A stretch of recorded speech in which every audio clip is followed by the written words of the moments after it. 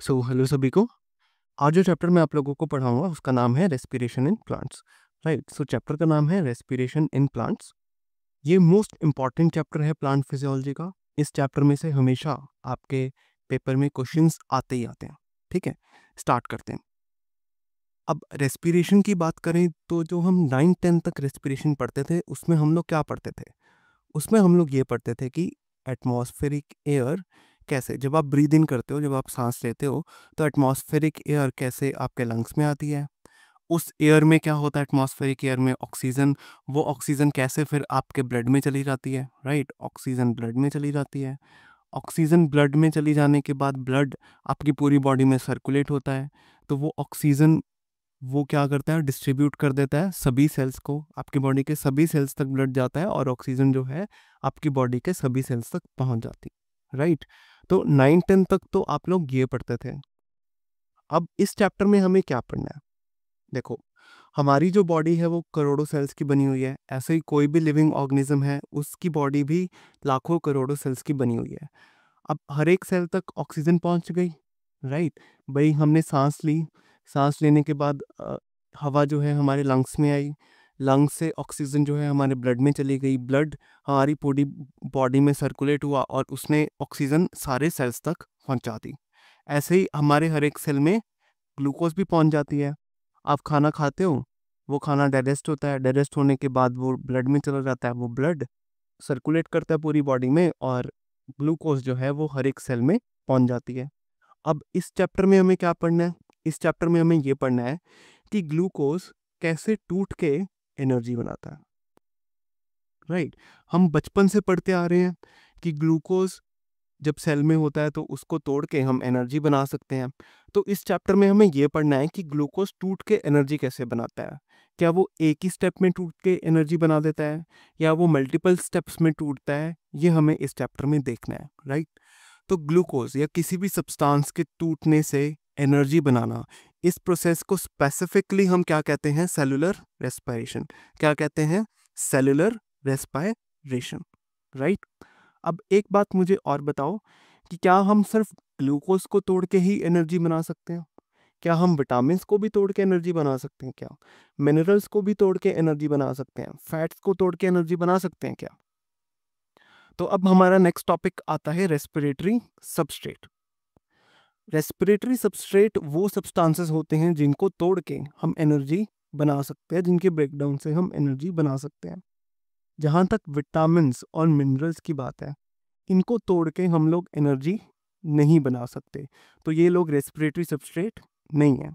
जबकि carbohydrates, lipids, proteins और organic acids, इनको तोड़ के हम लोग एनर्जी बना सकते हैं, तो ये लोग क्या हैं? Respiratory substrates. अच्छा, एक बात और, अगर आपकी बॉडी में कार्बोहाइड्रेट भी पड़ा है, लिपिड भी पड़ा है, प्रोटीन भी पड़ा है और ऑर्गेनिक एसिड भी पड़ा है, तो आपकी बॉडी सबसे पहले किसको तोड़ेगी एनर्जी बनाने के लिए? आपकी बॉडी सबसे पहले किसको तोड़ेगी? कार्बोहाइड्रेट को। अगर आपकी बॉडी में कार्बोहाइड्रेट नहीं है तो फिर आपकी बॉडी किसको तोड़ेगी? लिपिड को। अगर आपकी बॉडी में कार्बोहाइड्रेट भी नहीं है, लिपिड भी नहीं है, फिर आपकी बॉडी किसको तोड़ेगी? प्रोटीन को। तो ये सीक्वेंस भी आपको याद होना चाहिए। मैं इसको कैसे याद रखता हूँ? क्लिप से। राइट, क्लिप से। सी फॉर कार्बोहाइड्रेट, पहले कार्बोहाइड्रेट का ब्रेकडाउन होता है, कार्बोहाइड्रेट नहीं है तो लिपिड का ब्रेकडाउन होता है, कार्बोहाइड्रेट और लिपिड दोनों नहीं है, फिर किसका ब्रेकडाउन होता है एनर्जी के लिए? प्रोटीन का। ये समझ में आई बात? चलो आगे चलते हैं।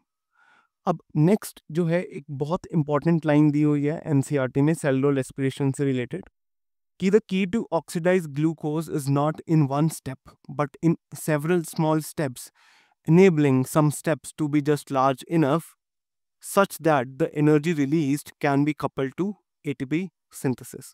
इस स्टेटमेंट का क्या मतलब है?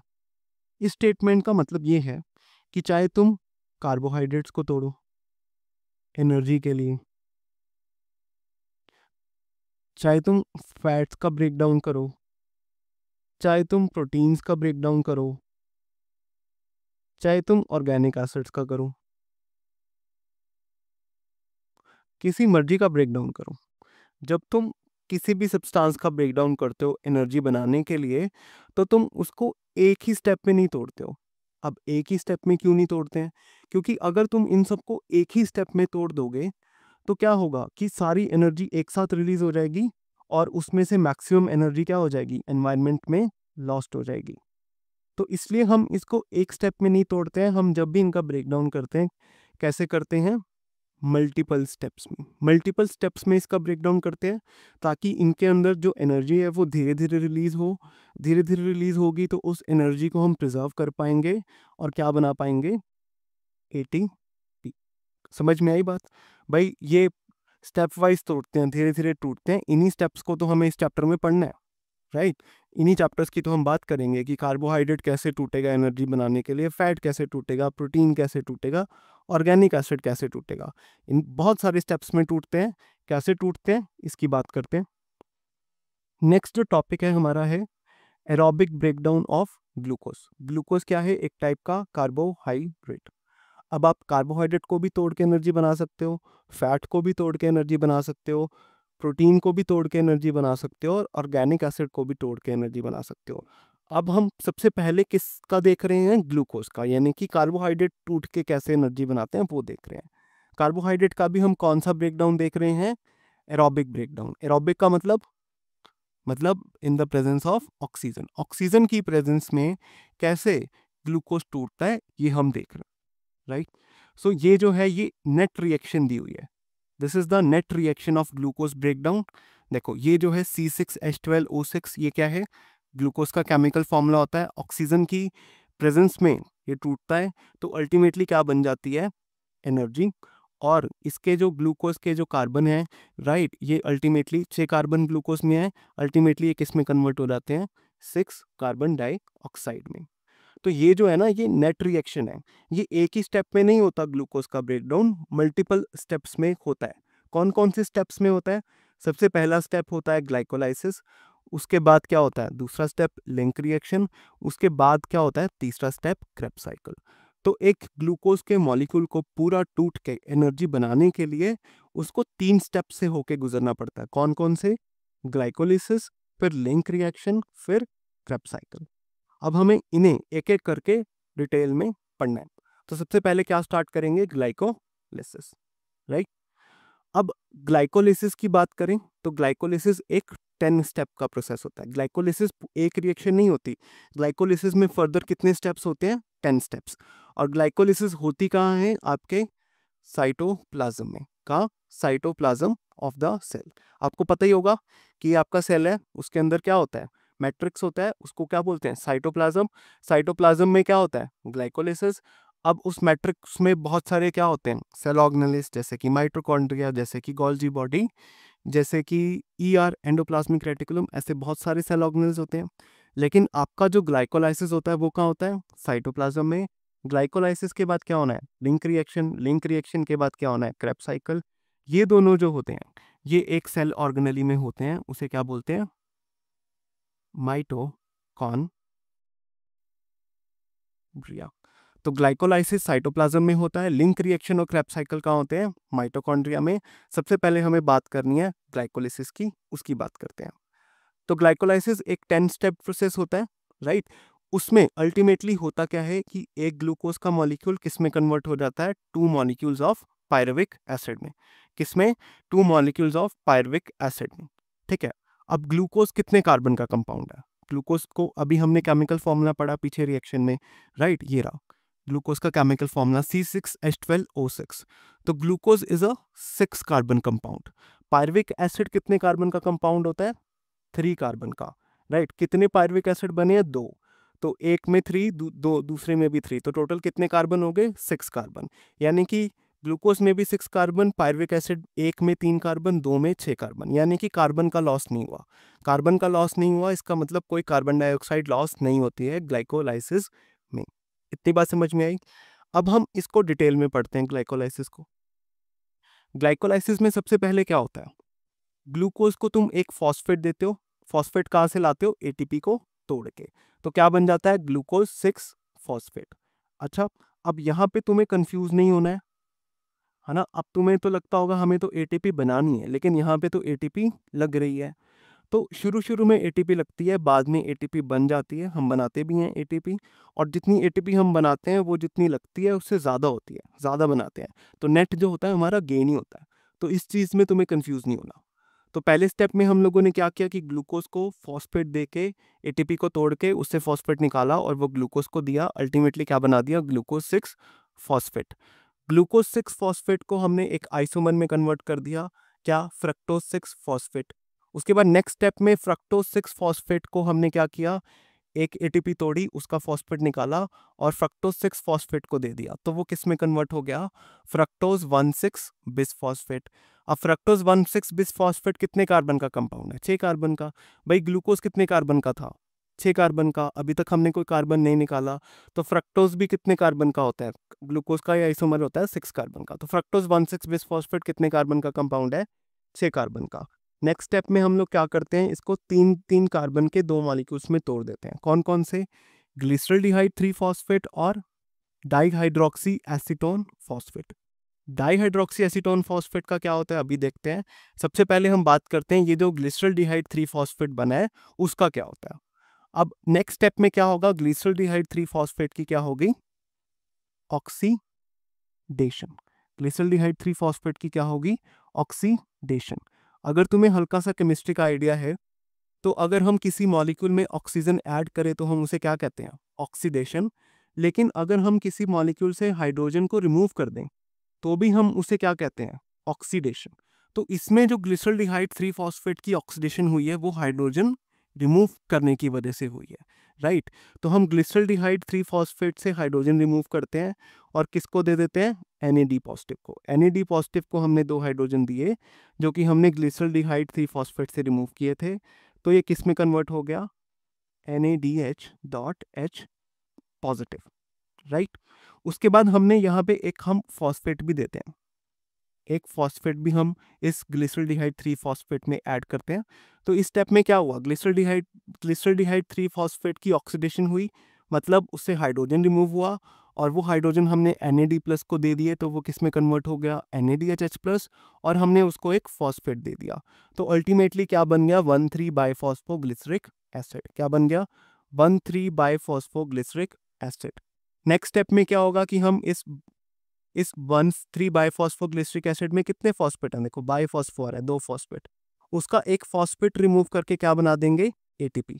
तो उसका हमने एक फॉस्फेट रिमूव किया 1,3-बाइफॉस्फोग्लिसरिक एसिड का, उसको ADP को दे दिया, राइट। ये फॉस्फेट कहाँ से आया, 1,3-बाइफॉस्फोग्लिसरिक एसिड से, उसका फॉस्फेट किसको दिया, ADP को, तो क्या बन गई, ATP।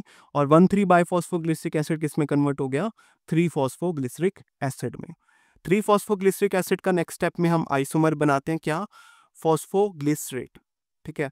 नेक्स्ट स्टेप में हम लोग क्या करते हैं, उसमें से वाटर को रिमूव करते हैं, तो फॉस्फोग्लिसरेट किस में कन्वर्ट हो जाता है, फॉस्फोइनोल पायरुवेट में। किस में, फॉस्फोइनोल पायरुवेट में। अब अगर तुम ध्यान से देखो इसके नाम में आर क्या आ रहा है, फॉस्फो, मतलब इसमें एक फॉस्फेट बचा हुआ है। तो नेक्स्ट स्टेप में हम इस फॉस्फेट को निकाल के किसको दे देते हैं, ADP को, और वो किस में कन्वर्ट हो जाता है, ATP में, और फॉस्फोइनोल पायरुवेट अल्टीमेटली किस में कन्वर्ट हो जाता है, पायरुविक एसिड में। समझ में आई बात, समझ में आई।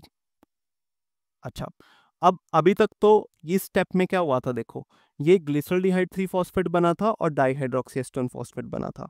ग्लिसरॉल्डिहाइड 3 फॉस्फेट का क्या हुआ, ये हमने यहाँ पे देखा, राइट। तो ग्लिसरॉल्डिहाइड 3 फॉस्फेट का क्या हुआ, ये हमने इन स्टेप्स में देखा।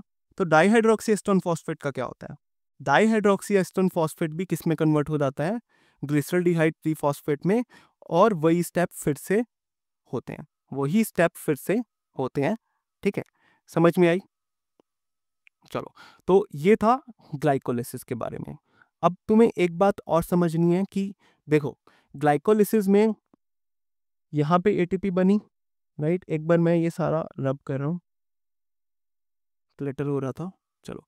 ग्लाइकोलाइसिस में यहाँ पे देखो डायरेक्ट ATP बनी, यहाँ पे डायरेक्ट ATP बनी। तो डायरेक्ट ATP बनने वाले स्टेप को हम लोग क्या बोलते हैं, SLP step. SLP stands for substrate level phosphorylation, ठीक है। अब ये NADH क्यों बनाया है, ये NADH क्या करता है, NADH.H पॉजिटिव क्या करता है, ये जाता है ETS में, ETS में जाके, ETS stand for electron transport system. Electron transport system को भी हम डिटेल में पढ़ेंगे। ये NADH ETS में जाके क्या बनाएगा, ATP, राइट। तो इसको तुम ऐसे समझ सकते हो कि एक तो तुम्हें किसी ने डायरेक्ट पैसे दे दिए, एक तुम्हें किसी ने सोना दे दिया। तो एटीपी इस स्टेप में डायरेक्ट बन रही है, मतलब किसी ने तुम्हें क्या कर दिया, डायरेक्ट एटीपी दे दी, डायरेक्ट पैसे ही दे दिए। ठीक है, इस स्टेप में क्या हो रहा है, इस स्टेप में क्या हो रहा है, तो कोई तुम्हें डायरेक्ट एटीपी यानी कि डायरेक्ट पैसे नहीं दे रहा, गोल्ड दे रहा है। तो गोल्ड से तुम बाद में पैसे बना देते हो। तो इसमें तुम्हें NADH दे दिया, NADH से तुम बाद में क्या बना ले रहे हो, एटीपी। तो जिन स्टेप्स में डायरेक्ट एटीपी बनती है उनको SLP स्टेप बोलते हैं। इसको SLP स्टेप नहीं बोलते, SLP स्टेप बोलेंगे इस स्टेप को और इस स्टेप को। इतनी सी बात समझ में आई। SLP वो स्टेप होता है जिसमें डायरेक्टली एटीपी बन जाती है। ठीक है, समझ में आया? चलो, अब तुम मुझे बही खाता बनाओ ग्लाइकोलिसिस का, कितने एटीपी नेट बने, कितने लगे, बताओ। अच्छा, सबसे पहले मेरे को ये बात बताओ कि एटीपी कितने बने, बताओ। देखो, एक एटीपी यहाँ पे बना, एक एटीपी यहाँ पे बना, एक एटीपी यहाँ पे बना, एक एटीपी यहाँ पे बना, तो कितने एटीपी बने, 4 एटीपी तो बने। एटीपी लगे भी थे कुछ, हाँ, एक एटीपी यहाँ पे लगा था, एक एटीपी यहाँ पे लगा था, तो कितने एटीपी लगे थे, 2 एटीपी। भाई 4 एटीपी बने हैं, 2 एटीपी हमारे पहले लग गए थे, तो गेन कितना हुआ, 2 एटीपी का। अब मुझे NADH प्लस बताओ कितने बने हैं, एक ये, एक ये, तो 2 NADH प्लस बने हैं। एक NADH प्लस जब ETS में जाता है, ETS में जाता है, तो कितने एटीपी बनते हैं, 3 एटीपी। हमारे पास कितने NADH प्लस बने हैं, टोटल 2। जब ये दोनों ETS में जाएंगे तो कितने एटीपी बनेंगे, 2 इंटू 3 एटीपी, यानी कि 6 एटीपी। तो ग्लाइकोलाइसिस में टोटल एटीपी कितने बनते हैं, 8। 6 तो ये वाले हो गए, 2 ये वाले हो गए, तो नेट एटीपी कितने बनते हैं ग्लाइकोलाइसिस में, 8। तो नेक्स्ट स्लाइड में मैंने यही दिखाया हुआ है कि हमारे 4 एटीपीज बने थे, 2 एटीपीज लग गए थे फर्स्ट और थर्ड स्टेप में, तो नेट एटीपी यहाँ पे 2 बने। एक NADH प्लस जब ETS में जाता है तो कितने एटीपी बनाता है, 3। 2 बने हैं हमारे ग्लाइकोलाइसिस में टोटल NADH प्लस, ये दोनों जब ETS में जाएंगे तो कितने एटीपी बनेंगे, 6। तो 6 ये वाले और 2 ये वाले, कितने एटीपी बन गए, 8। ठीक है, तो ये था ग्लाइकोलाइसिस के बारे में। ग्लाइकोलाइसिस में देखो अल्टीमेटली क्या हुआ, एक मॉलिक्यूल ऑफ ग्लूकोज किस में कन्वर्ट हो गया, 2 मॉलिक्यूल ऑफ पायरुविक एसिड में। और हमारे पास कितने एटीपी बन जाते हैं ग्लाइकोलाइसिस में, 8 एटीपी। 2 एटीपी तो नेट बन जाते हैं, राइट, और 2 NADH प्लस बन जाते हैं, जो बाद में कितने एटीपी बना लेते हैं, 6 एटीपी, राइट। इतनी सी बात समझ में आई। ठीक है, अब ग्लाइकोलाइसिस में जो ये पायरुविक एसिड बना है, ये पायरुविक एसिड बना है, ये क्या करेगा, उसके बाद नेक्स्ट स्टेप क्या होता है ग्लाइकोलाइसिस के बाद, नेक्स्ट स्टेप होता है देखो लिंक रिएक्शन। अब ये क्या करेंगे, लिंक रिएक्शन, राइट। अब हमें लिंक रिएक्शन के बारे में पढ़ना है। ग्लाइकोलाइसिस कहाँ हो रही थी, साइटोप्लाज्म में। ग्लाइकोलाइसिस कहाँ हो रही थी, साइटोप्लाज्म में। लिंक रिएक्शन कहाँ होती है, माइटोकॉन्ड्रिया में। लिंक रिएक्शन कहाँ होती है, माइटोकॉन्ड्रिया में। तो ग्लाइकोलाइसिस में ग्लूकोज किस में कन्वर्ट हो जाता है, ग्लूकोज टूट जाता है 2 मॉलिक्यूल्स ऑफ पायरुविक एसिड में। अब ये पायरुविक एसिड कहाँ चले जाते हैं, लिंक रिएक्शन में, माइटोकॉन्ड्रिया में चले जाते हैं। माइटोकॉन्ड्रिया में जाके ये लोग क्या करते हैं, लिंक रिएक्शन। समझ में आई। अच्छा, ग्लाइकोलाइसिस में एक बात रह गई, ये जो सभी स्टेप्स हैं, ये जो तुम सभी स्टेप्स देख रहे हो, 1 2 ऐसे ये 10 स्टेप हैं, अगर ये इन सभी स्टेप्स जो हैं ये कैटलाइज होते हैं स्पेसिफिक एंजाइम्स के, एंजाइम्स से। इनको करने के लिए स्पेसिफिक एंजाइम्स चाहिए होते हैं, राइट। अब कायदे से तो हमें ये 10 के 10 स्टेप्स के एंजाइम्स याद होने चाहिए, लेकिन 10 नहीं याद कर सकते, तो ये 2 एंजाइम्स मोस्ट इंपॉर्टेंट है। एक तो पहले स्टेप का एंजाइम, पहले स्टेप का एंजाइम क्या होता है, हेक्सोकाइनेस, राइट। और लास्ट स्टेप का एंजाइम क्या होता है, पायरुवेट काइनेस। ये दोनों एंजाइम्स भी तुम्हें याद रखने हैं, किसमें, ग्लाइकोलाइसिस में।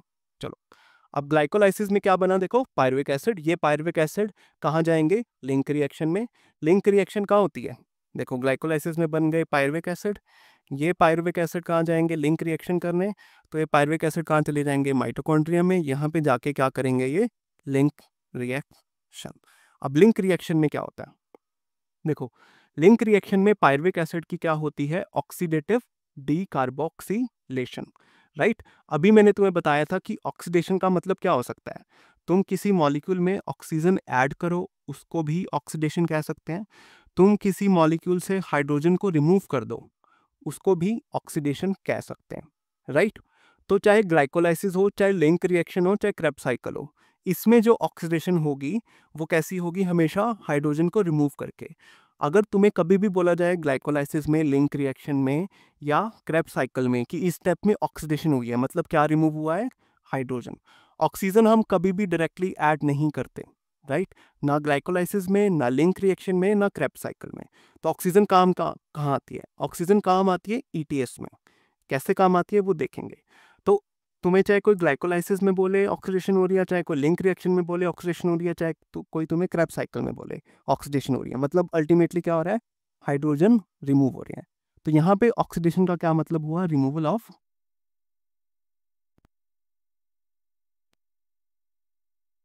Hydrogen, right. हाइड्रोजन को रिमूव करके तुम किसको दे देते हो, Na+ को। तो Na+ बाद में क्या बन जाता है फिर, NaDH पॉजिटिव। डीकार्बोक्सिलेशन का मतलब क्या होता है, कार्बोक्सिलेशन का मतलब क्या होता है, एडिशन ऑफ कार्बन डाइऑक्साइड। तो डी का मतलब उल्टा, यानी कि removal of carbon dioxide, removal of carbon dioxide.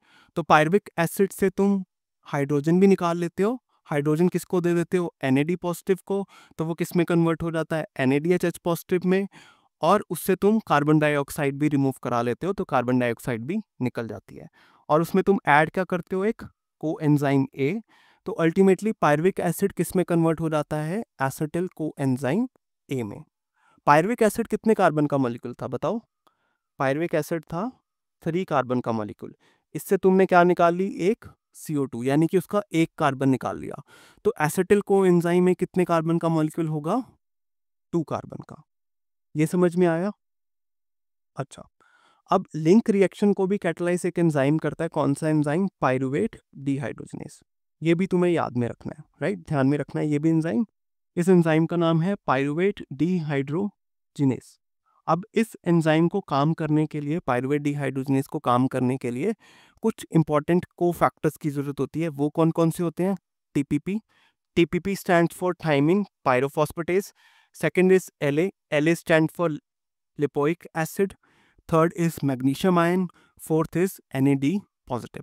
तो अगर ये को फैक्टर्स नहीं होंगे तो ये जो एंजाइम ढंग से काम नहीं कर पाएगा। तो ये को फैक्टर्स भी तुम्हें ध्यान में होने चाहिए। अब तुमसे क्वेश्चन क्या पूछेगा, तुमसे पूछ देगा कि बताओ which of the following is a को फैक्टर ऑफ पायरुवेट डिहाइड्रोजिनेस। तुम्हें ऑप्शन में दे देगा sodium ion, chloride ion, magnesium ion, कुछ और दे देगा। तो इसका ऑप्शन क्या होगा, मैग्नीशियम आयन, राइट। तुमसे पूछ लेगा कि लिंक रिएक्शन में होता क्या है, ऑक्सीडेशन होती है क्या पायरुविक एसिड की, हाँ जी ऑक्सीडेशन होती है। कार्बोक्सिलेशन होती है क्या, कार्बोक्सिलेशन नहीं होती, डीकार्बोक्सिलेशन होती है, राइट। तो तुमसे कुछ इस टाइप से क्वेश्चन पूछेगा, राइट। सो ये था लिंक रिएक्शन के बारे में। लिंक रिएक्शन के बाद क्या होता है, क्रेब्स साइकिल। तो इस लेक्चर में इतना ही रखते हैं, क्रेब्स साइकिल नेक्स्ट लेक्चर में पढ़ेंगे। सो इस लेक्चर में हमने क्या क्या पढ़ा, इस लेक्चर में हमने ग्लूकोज के तोड़ने के पहले 2 स्टेप्स पढ़ लिए, ग्लाइकोलाइसिस भी पढ़ लिया और लिंक रिएक्शन भी पढ़ लिया। नेक्स्ट लेक्चर में हम किसको डिस्कस करेंगे, क्रेब्स साइकिल को। क्रेब्स साइकिल और कुछ आगे और भी चीज़ें हैं उन सबको पढ़ेंगे। तो that's all for today, thanks a lot. पढ़ के आना, नेक्स्ट लेक्चर में आगे स्टार्ट करेंगे। Bye bye.